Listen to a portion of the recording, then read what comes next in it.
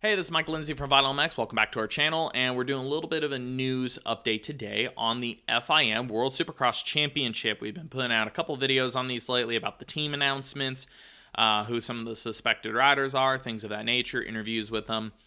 But today we're talking a little bit about rules. We're going to start to see more rules come out from the series here soon, and part of it is you have these 10 franchise teams that have to put in two 250 riders and two 450 riders at each event for a 20-man field in each class plus two wild cards in each class.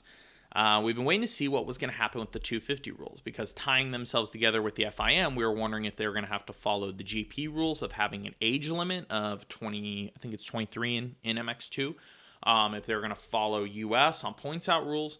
But no, the SX Global guys have tried to shake it up a little bit and announced that their SX2 class, their version of the 250 Supercross class, will basically be a full-time professional career class. There will be no pointing out, no aging out, no championship out, anything of that nature. So you can be 32 years old and be in the class. You can be 19 years old and you can be in the class.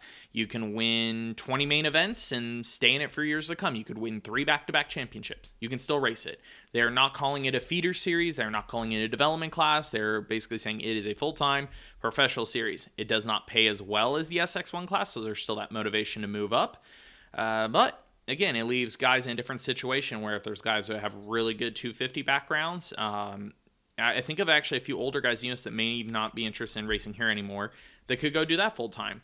But that's also the catch-22 is if you were to race at 250 there, but you've pointed out in the US or you're too old for GPs, that means that's the only series you're going to race at 250. And if you've done the points threshold in the U.S., if you've championshiped out, something of that nature, you can go race this series still in 250, but you're still out in the U.S. on 250 Supercross. MXGP, you're over the age limit.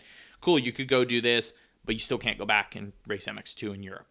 It's cool for some guys. It won't have the hugest influx, I'd say, because once again, when some of those guys beat those rules in the other series, because you'll see guys that are going to race this series and probably something else, most likely U.S. Supercross. So it would be a little unique. You possibly could have some guys that race a 450 in U.S. Supercross and drop down to 250 for global.